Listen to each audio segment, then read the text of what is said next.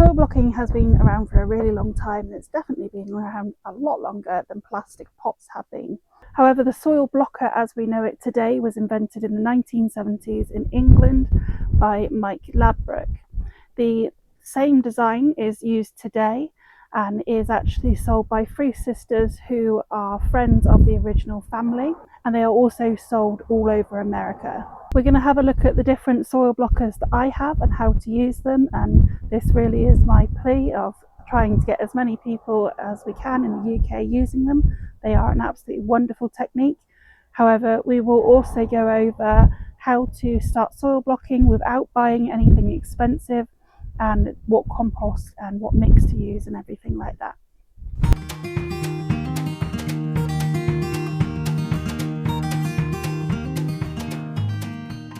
These are the soil blockers that I have myself, so I have the entire range for the smaller amount of production of soil blocks.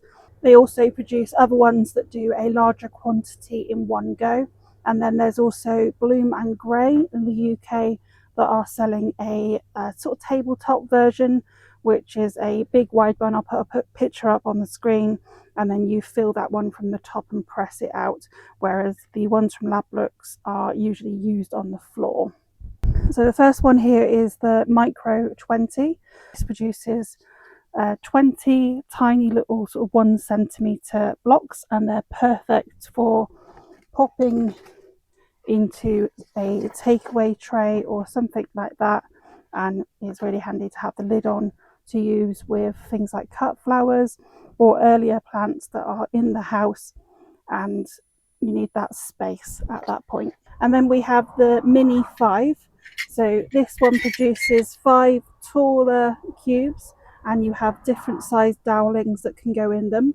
This is the short dowling, and then you can also get a longer dowling, which is perfect for cuttings. This is the one I use the most and is suitable for pretty much everything that you want to do. So if you're going to buy one, that would be the one I would recommend. Then we have the Mini 4. So this one comes with little plugs like the ones that we just saw on the Mini 5, that are little round ones, and then it also comes with these square ones, which are the perfect size to pop these ones on. So it's a potting on system.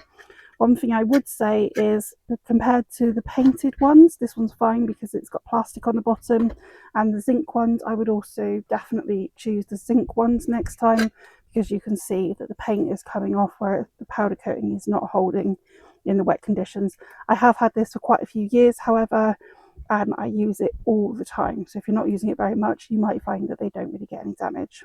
And then finally we have the Maxi one. So this is absolutely huge. They are reasonably expensive, however, they are really good if you're doing lots of larger plants. So this one has a large square in the bottom, which is the size of one of these. So once again, you can use these free as a potting on system. I will show you in a moment how I hand form most of mine rather than using the amount of compost that this would require. Trays that are suitable for the 3 larger ones that I use would be these sort of half trays. These are just B&Q ones. They're not overly expensive, but they are reasonably strong and they're going to last you plenty of seasons. Then you can also use recycled plastic. So this is just a bulk buy of like meats and things like that. You could also use mushroom punnet trays. They're absolutely perfect. And then these are catering trays. So these are the smaller catering trays. I'll pop the measurements up of them. These will perfectly fit 6 rows of the Mini 5 or 5 rows of the Mini 4. And then of the Maxi ones, you can fit 4 of those on here. Ladbroke's do sell larger trays, which would be suitable for the Maxi ones as well. The next thing we want to think about is our soil blocking mix. So you want something that's very fine and that has been sieved.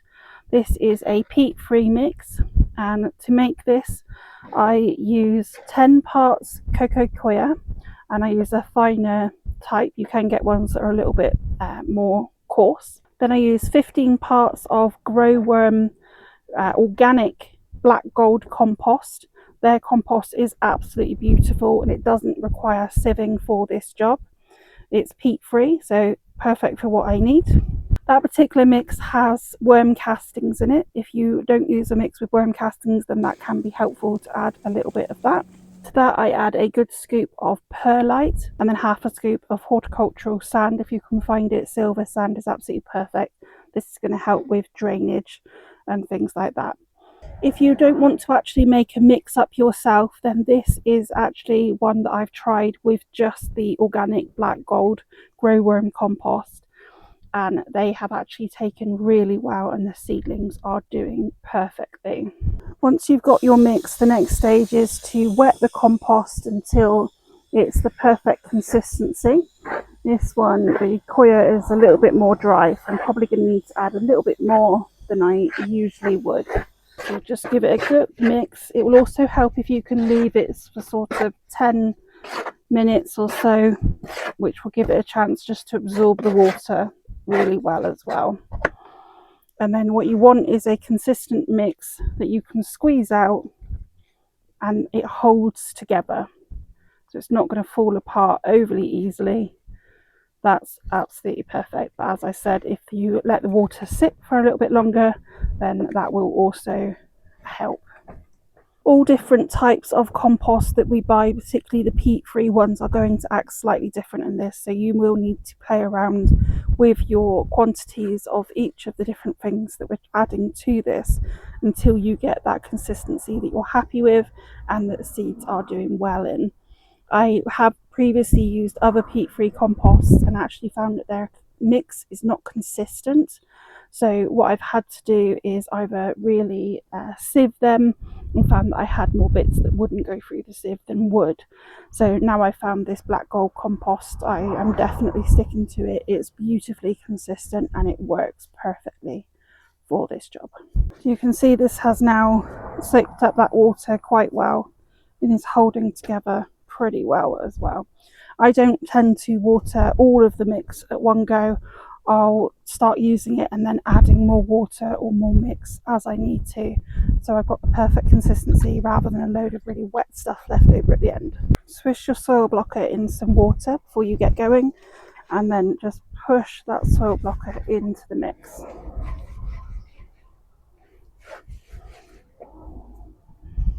And then all I do, this is like a houseplant little spade set, just push that mix into the blocker and scrape around the edges, and then push down as you pull the soil blocker up, and keep pressing that until the soil blocks are released, and rinse your soil blocker afterwards. There we go, that's the first one. So 20 of these can be made in literally seconds. Now I'm going up to the mini 4 version just to show you how they will pot on for you. So we're doing exactly the same, pushing it down, scraping it off,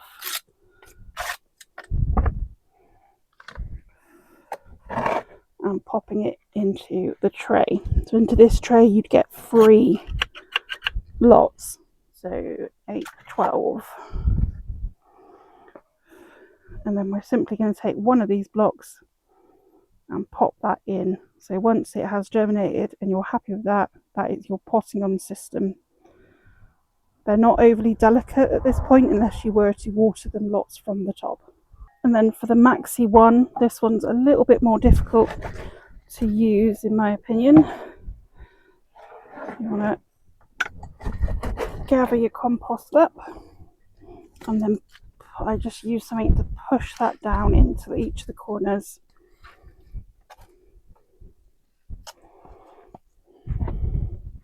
And then go back in for some more.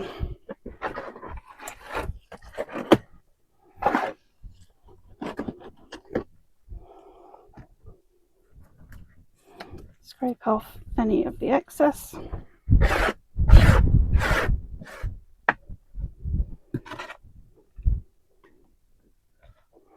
And then exactly the same as we have done before, place it into a tray, push down on the soil block and lift up. Keep going until it releases. There we go, it's quite a sizable soil block, this one.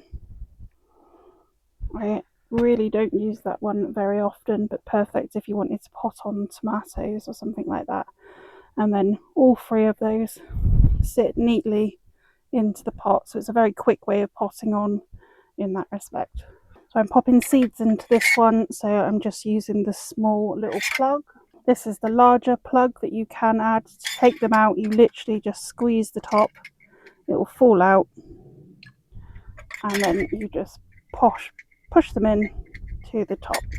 It's as simple as that. These are perfect for beans, peas, squash, any larger seed, and also cuttings. Once again, I'm starting with a wet soil blocker and just pushing into this mix.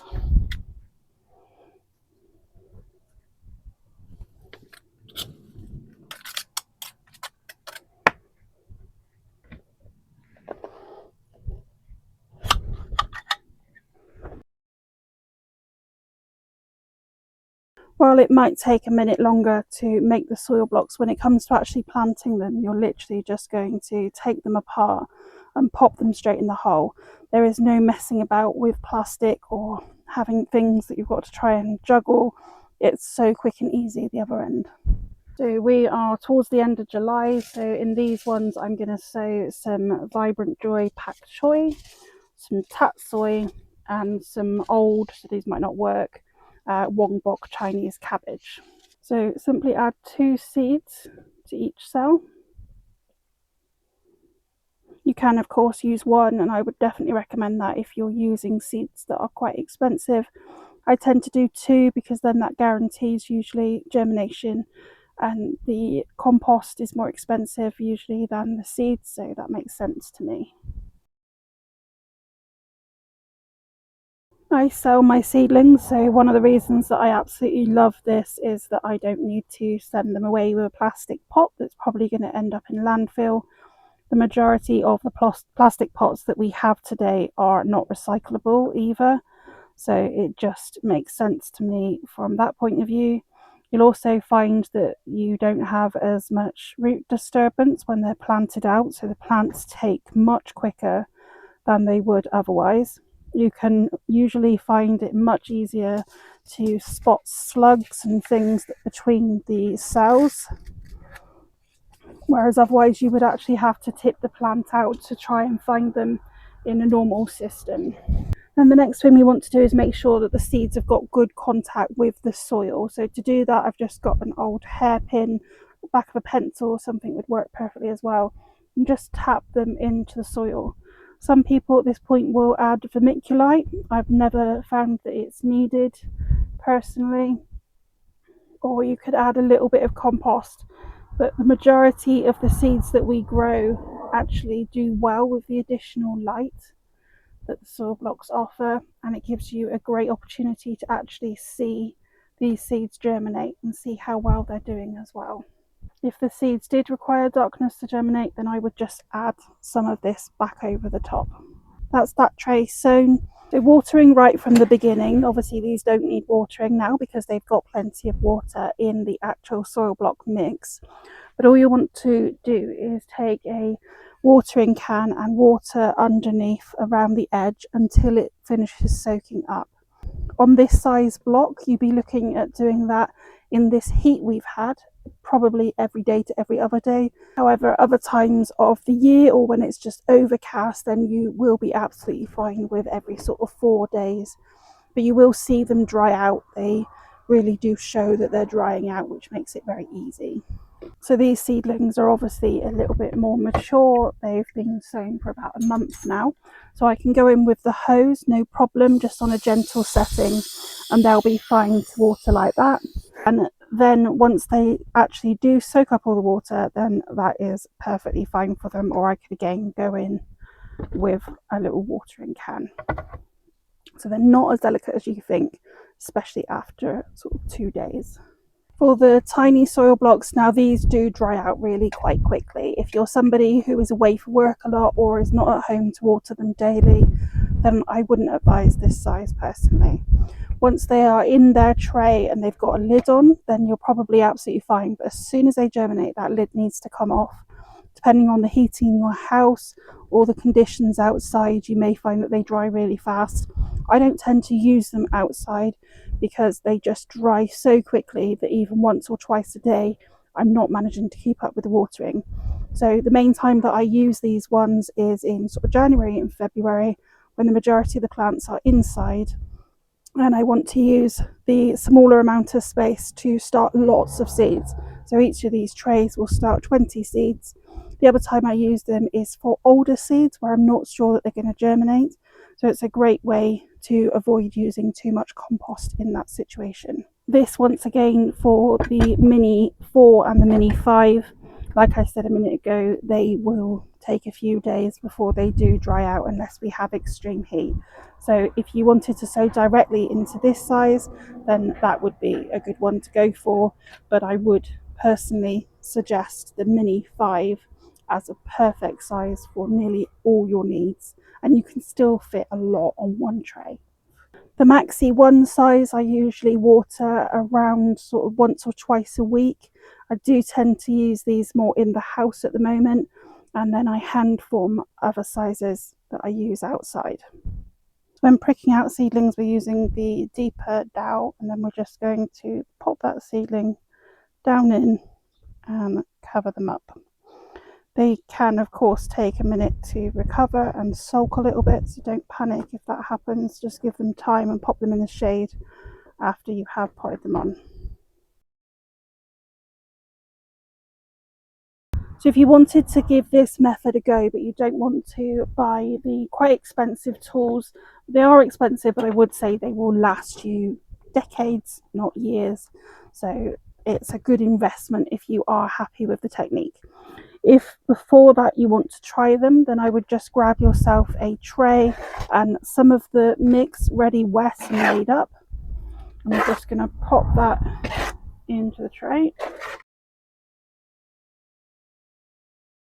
And then grab yourself some sort of flat spatula just to form your little squares.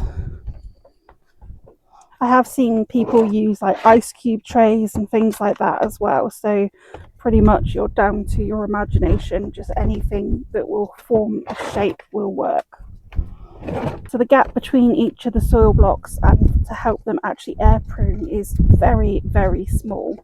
So by just taking a spatula and going around your blocks and then cutting between the blocks, you're going to achieve exactly the same thing. Just going to tidy up those edges again.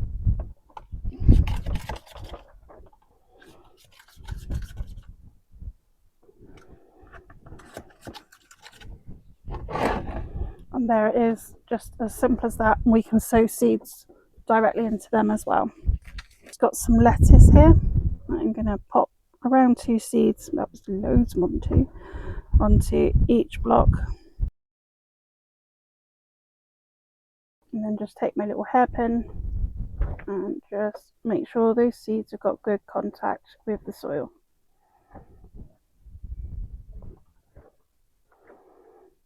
There we go. Looks a little bit wet at the moment, but that will dry out in the next couple of days and they'll germinate perfectly fine, just like the others. We can also use the hand forming method to pot on seedlings. So this is just a yarrow seedling, and we're going to take a load of compost in our hand and pop that seedling on the top, and then another handful over the top, and we're just going to squeeze the water out until we've got a nice firm ball. It will help at this point to try and flatten the bottom off a little bit as well.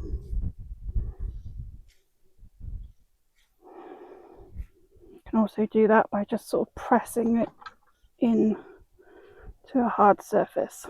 And there we go, that's that potted on, and that will grow on there perfectly. Here's another one that I've previously done. So this is a geranium. You can see that it's actually lost some of its additional compost around the edge. So then we can just do exactly the same again and pot it on one more time. This does obviously get more difficult as it gets a bit larger, but it's a really good way of avoiding using those pots. This is also a perfect technique to use with tomatoes, where you actually want them a bit deeper in the compost, which can be a little bit more difficult in soil blocks. When it comes to feeding, we are going to look at feeding them a little bit sooner in soil blocks compared to in trays. So usually you'll be looking at 4 to 6 weeks, depending if you're using a peat or a peat-free compost. However, in these, because we're using such a small amount of compost, then we do need to think about feeding them a little bit sooner. A seaweed feed, something like Shropshire Seaweed Company, is absolutely perfect for this, or actually using a nettle feed that you've made is spot on as well. Another huge benefit to soil blocking is actually that you're not using as much compost as you would in trays or in litre pots and things like that. So you are actually saving yourself a huge amount of money, and hopefully therefore can buy that nicer quality compost than you maybe could otherwise. You can also, of course, say goodbye to those stacks and stacks of pots. Instead, you're just going to have a nice tidy stack of trays. So if you're anything like me and that really annoys you, then this is the perfect option for that as well. And when it comes to planting them out, it's much easier, much less of a fluff. You're just going to make that hole and pop them in. I do find that there's a significant benefit in the air pruning. It means that you're not going to get any pot-bound plants. And then also, obviously, we don't have any root disturbance when we plant them out, because they haven't gone round and round the pot. They have access to get straight out and get straight to work, and you find that the plants do really well very fast compared to pot grown plants. Obviously, there is the element of no single-use plastic, and then the things that you do buy for them, you could make wooden trays, or you can buy good quality plastic trays as well to use with them. Another thing that I really do find helpful is actually how well the plants tolerate the heat. So as long as you don't let them actually get completely dry, then I find that they do really well, and you don't end up with parts of a pot that are dry and then parts that are really overwatered in the centre, and then it can be difficult to deal with them. So during this heat, they've been in the polytunnel, a lot of my seedlings, and they have done really well. The only ones that haven't been is the brassicas, and actually they're getting more leggy in the house than they ever would do outside, because the flea beetles have just not had an option with that. Obviously, there are the downsides as well. So these tools can be a little bit more on the expensive side. However, once you have them, they are fantastic quality and they will last you decades. You can, of course, just do them without any tools, and you should get on perfectly fine with forming them by hand. There is no soil blocking compost mix available in the US. They seem to have lots of options of bags that they can buy that are ready to go with soil blockers. So if we can find a compost company that could actually make a mix, that might make a huge difference to how practical this would be for a lot of people. But I will say that the organic black gold mix that I am using is fantastic and has provided some really strong plants. With so many products on the market for gardeners, they're usually very heavily plastic based, or they're just not environmentally friendly. And as gardeners, I think hopefully that is one of the things that we are thinking about when we're growing our own food or flowers. So as much as there are downsides to soil blocking and they're not going to be perfect for everybody, I hope that this video has given you a bit of an insight into the reasons why it might be a good thing to try and see if you can get used to. I will say it takes a while to get used to the differences of how soil blocking is going to work compared to using pots. It can also, until you get into the swing of things, take that a little bit longer. And if you haven't got your mix ready and everything set up ready to go, of course, it could be a bit of a palaver as well. If there's anything I've missed or any questions you've got, then do let me know, especially if you've used soil blockers before and not got on with them. It's probably something very simple that can be tweaked and make that successful for you. This is a method that I've been using for quite some years now, and I absolutely love it. Once you do get it right, they go very right, and they are really worth the effort.